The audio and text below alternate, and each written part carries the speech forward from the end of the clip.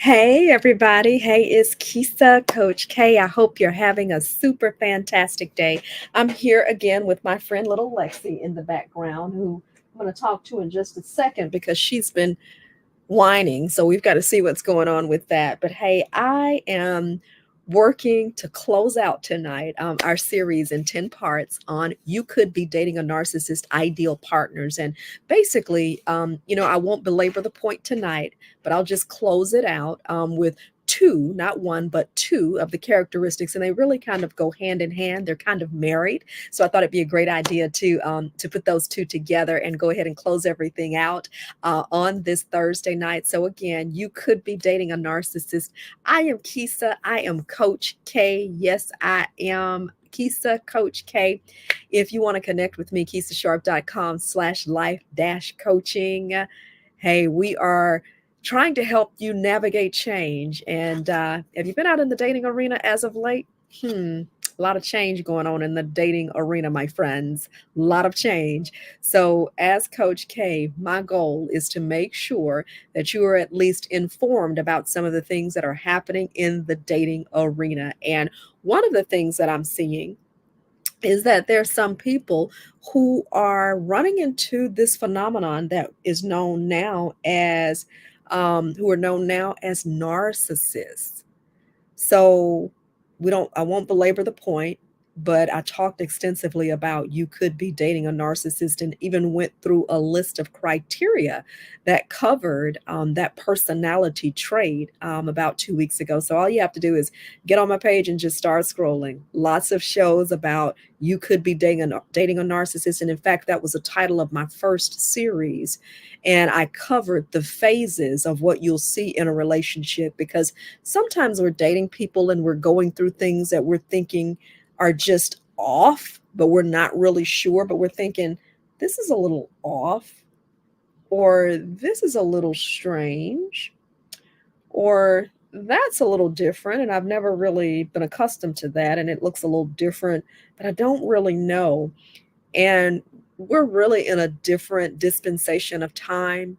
For whatever reason, I understand that narcissism certainly isn't a new phenomenon. Let's just say that it certainly isn't new.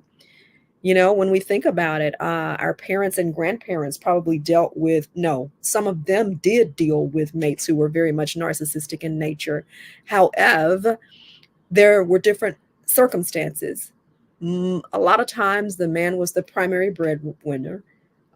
Women, may not have had the financial means to be alone or live alone. So some of the games that were played, and maybe it was the woman who was doing the same thing or who was doing it as well. So the financial means were different. It was better for them to stay together and put their money together. So come heck or high water, no matter what they saw, they stayed together in ridiculous circumstances. And y'all, how do you? There are cases I know about where there are men who had completely different families and additional families, women who, in retaliation, had children for different men. The man is thinking that's his child, and she knows the guy is cheating, so she's gonna stay home. But boy, oh boy, she's doing some things behind his back to make her point too. Like, I'm gonna stay, but brother, if I'm gonna stay with you, if you're gonna be out there, I'm gonna be out there too. Cases where women have had children and they've had children for other men, because they've had these relationships ongoing with someone else, knowing their husband. I mean, it's really just, gotten real convoluted. It's gotten real convoluted, and the family structure has just really, it's almost like it's been a mockery. That's a sad thing to me. It's like it's been a mockery. And we've made something that really is so simple. We've made it really complicated and almost have, you know, tarnish. It's like we're doing everything we can to tarnish the image of marriage. Marriage is not an easy institution. Being in a relationship is not easy, but it's certainly not anything that's difficult. I don't know if it's either that lessons haven't been passed down, or I don't know if lessons, you know, weren't passed down or what. I don't really know. I just know that in the generation that we're in now, It's almost like that relationship arena. It's like it's a mockery in some instances. Like when you see the relationship working, it's like you celebrate it. Okay. But you see so many problems, you see so many challenges that that's the reason I'm on here. Because you see so many challenges. Doesn't have to be, but for whatever reason, we're here. So tonight, you could be dating a narcissist. What are some of the character traits that we've looked at? We've looked at things like having low self-esteem. We've looked at things like, oh gosh, not being able to receive. They look for partners who are just givers, others who will not hold them accountable. If you don't hold people accountable, you just kind of take things, are real passive and laid back. Hey, she's going to put up, or he's going to put up with my bad behavior and just keep allowing me to do it. Okay. People who won't speak up for themselves, people who, again, don't receive, people who don't expect reciprocity. If you don't expect people to be good to you, you're just always the person who's good to other people. No, no, no, no, no, no. Relationships are give and take. Healthy relationships are good give and good take. Let me even insert that in there because sometimes we don't even, you have to even clarify that now. Relationships are good give and good take. On both sides, good give and good take. We're giving good things. You understand? The other person's taking. They're giving good things. The other person's taking. I mean, it's a nice rhythm. And no, it's not tit for tat. But at the end of the day, both partners believe that they are heard, and both partners believe that they are seen in that relationship, whatever that means for your relationship. And that's not tit for tat. Okay, because people give in different ways. People have different strengths. That's the beauty of relationships. People have different strengths, but both partners normally are going to feel like they're being heard and or acknowledged. Okay. Okay. So finally, we're going to look at two things that really go hand in hand. You may not acknowledge, but trust me, people who are controlling in relationships and people who are looking for certain character traits in partners, they're going to be aware of this. They're going to be aware of people who have suffered two things: trauma and codependency. And the two go together like peanut butter and jealousy. Trauma and codependency, and they go together. Okay. But don't take my word for it. We're going to look at something, how I like to do as we close out. So these are the two character traits: those who have suffered trauma, maybe from past relationships or maybe from your childhood. A lot of people have suffered trauma. Here's the deal, though: if you haven't healed from that trauma, that's a better way of looking at it. Codependency. What's codependency? A person who rests their joy, who puts their life, who puts their happiness, who puts their whatever that could be in the hands of another person. If your mate is happy, you're happy. If your mate wants to travel, you want to travel. If your mate doesn't want to travel, you don't want to travel. If your mate likes to go and do certain things, you want to go and do those things. If they don't like to do certain things, you let those things go. You like to go shopping, but your partner doesn't want to go shopping, so you stop shopping. You like to go and eat Japanese food or Chinese food, but your person you're dating doesn't like it, so I don't eat Chinese food anymore. Your person likes to sit at home and watch TV and not go out. So you don't go out anymore because are you understanding codependency? I do what they do. And if they don't like, I don't like. That's codependency. No, a healthy relationship involves interdependence. I'm my own person. They're their own person. We're going to marry it together and be great together, but we are not the same. And that's okay. That's not what this is about. You've got to be this way. We've got to be the same. No, the beauty is we're different. We just bring our differences together and make it work. Okay. So let's look at this for a moment as we get ready to close out. What are they looking for? A person who's narcissistic in nature. A narcissist is generally going to be looking for a person who has suffered trauma, has not healed from their trauma. They could also be looking for a person who's codependent, who lets them set the agenda, basically. Okay? Who lets them set the agenda. How do trauma and codependency come together? And please understand, this is not a criticism. This is not victim blaming or shaming. How many of us have dealt with trauma?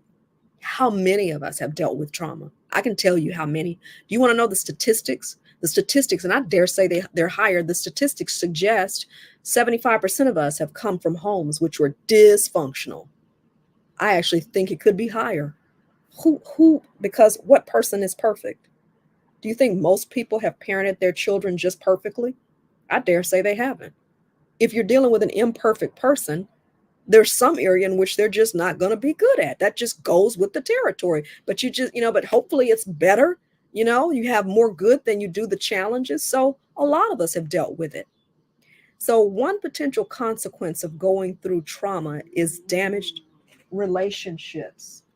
Okay, or even beginning new unhealthy and destructive relationships, even if only one person in a relationship went through the trauma. The impact ripples outward to all people close to that individual. Okay, here's another aspect of trauma: childhood trauma and codependency.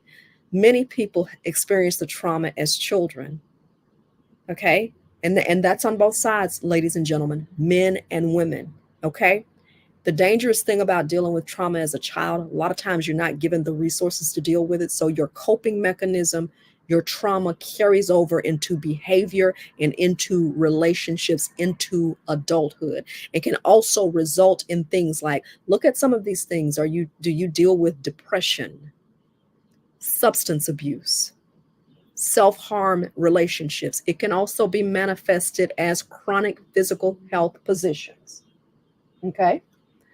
Distrust, poor emotional responses, angry outbursts, okay, yelling in response to people, and post traumatic stress syndrome. It says childhood trauma is often a root cause of codependency. Your happiness rests in that person. You're waiting for that person to define you. Your decisions are centered around that person. That's codependency, not having a life outside of them. Your identity is wrapped up in that person. You don't want to go out with friends and family anymore. You don't want to spend time with friends and family, or you want to spend time with that person. And if they don't want to spend time with you, or if they reject you, which will happen at some point, hear me and hear me clear. It will happen at some point. No one person is designed to make you happy. No one person is designed to bring you happiness. No one person is designed to bring you happiness. Am I clear on that? Am I clear on that? No one person. And unfortunately, we deal with things in our family that we don't address. And a lot of times, even the person who is causing the trauma or causing your dismay or your frustration in relationships, a lot of times they've dealt with unresolved trauma and issues. So this is not about blaming anyone, because it really extends on both sides. A lot of times, codependency, a person who is abused in a relationship or being mistreated in a relationship, normally has some unresolved trauma, number one. The person who is perpetuating the abuse or the bad behavior, who's doing the bad behavior, who is behind the bad behavior, however I say that, they've normally suffered trauma as well. And normally it comes from them not being healed. Okay? So, this is not a long message tonight. What's the root of everything? The root of it is, how do we get through this? Heal. Heal. Because when you heal, you protect and guard your heart, because at the end of the day, is your responsibility. I'm not going to give you a pass for a victim mentality. I'm not going to give you a pass for that. It's your responsibility to heal. It's your responsibility to guard your heart and to make decisions and take steps to protect your heart, to whether it's changing a relationship, whether it's slowing it down, getting out. This, again, is aimed for those of you who are dating. If you're married, horse of a different color, but there's still some things you can do even in that. At any point, healing is always the appropriate response, okay? Am I telling you to get a divorce? Am I telling you to get out of that marriage? I'm not telling you anything unless you feel your life is in danger, if there's abuse involved. Get on the phone with someone, okay? And here, by the way, this always comes up. Crisis hotline for those of you in Alabama, call or text 988. Help is near. Don't give up. Don't give out. Hang in there. But be wise. If you can't talk, text. If you can call, call. But that's a number for Alabama. If you are watching from another state, there is a national crisis hotline. Google it and get you some help today. For those of you who are dating, what I am saying is simply, you have a shot to change course. And what happens, let's just talk. What happens oftentimes is we get in a relationship and we become desperate. Person starts showing us some attention, even if it's not fully what we want or need. We start getting a little bit of attention and we let the bad behavior slide. And what I'm finding out is normally when we see bad behavior, it's a test.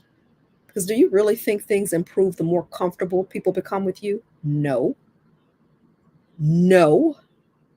It often gets worse. Okay? So, the appropriate response is to heal. You cannot control. Healing may mean, and let me be detailed with that. Healing may mean talking to a counselor.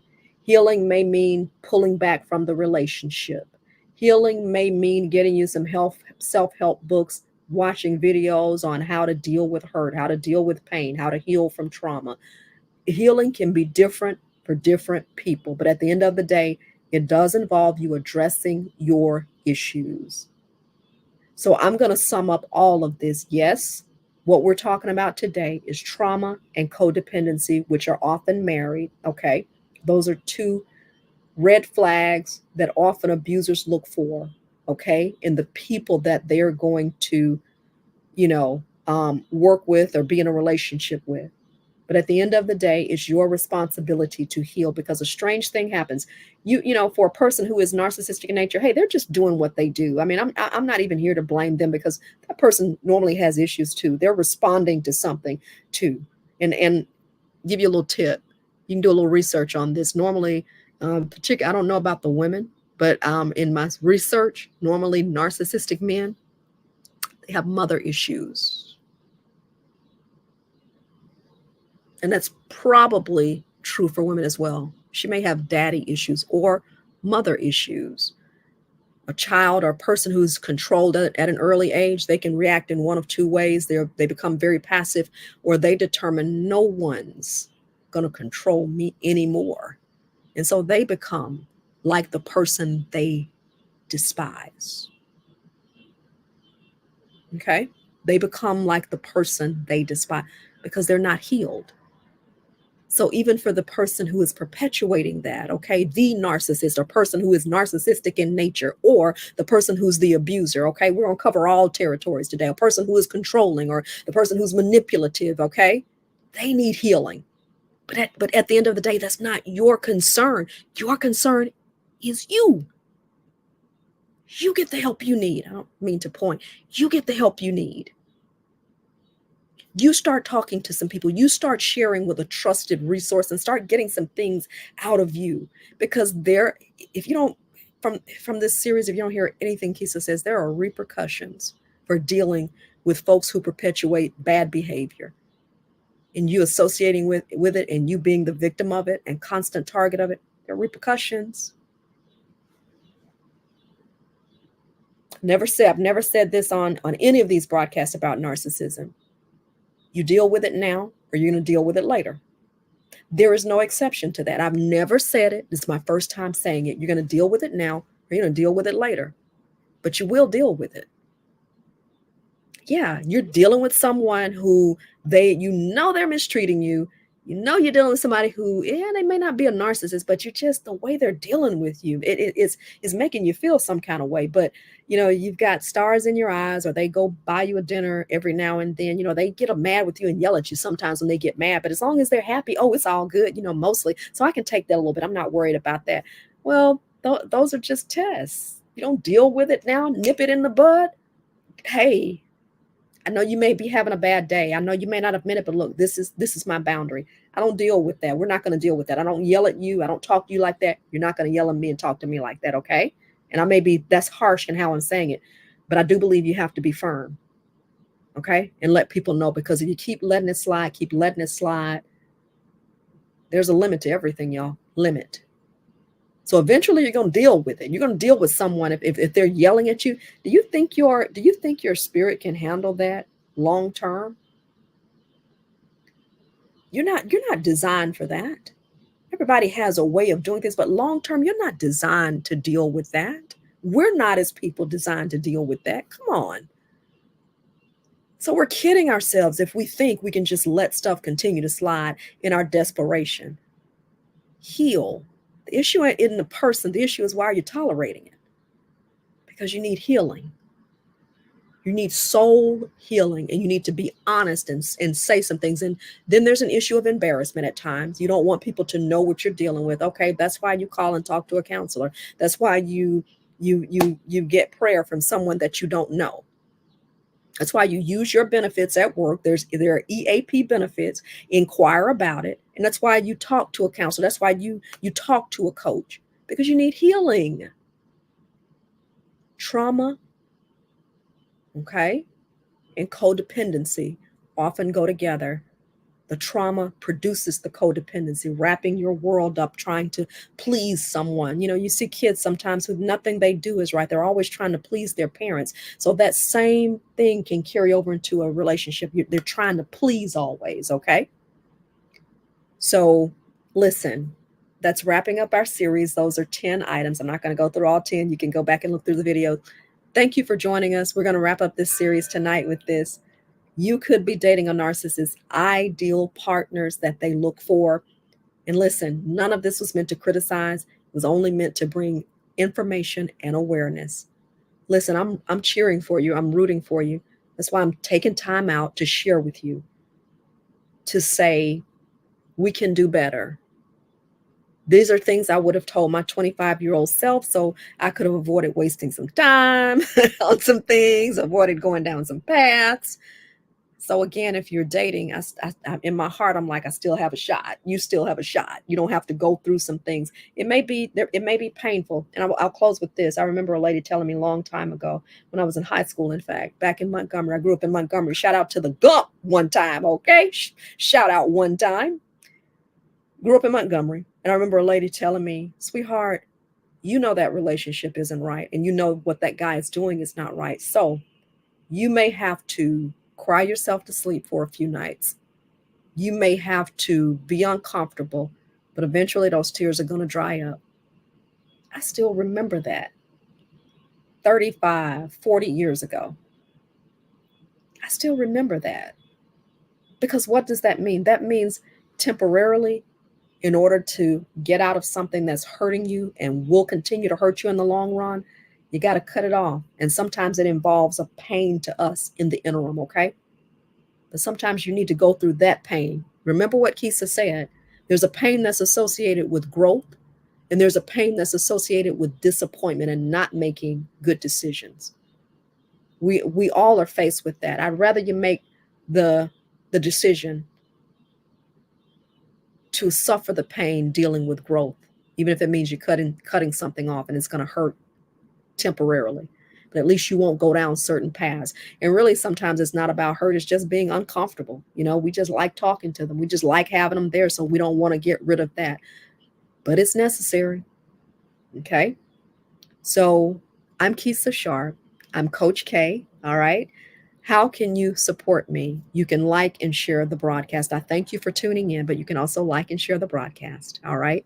If you want coaching or you know someone, check out my website. I'm a media trainer. I'm an MC, a voiceover artist as well. All things communication. Okay. All things communication.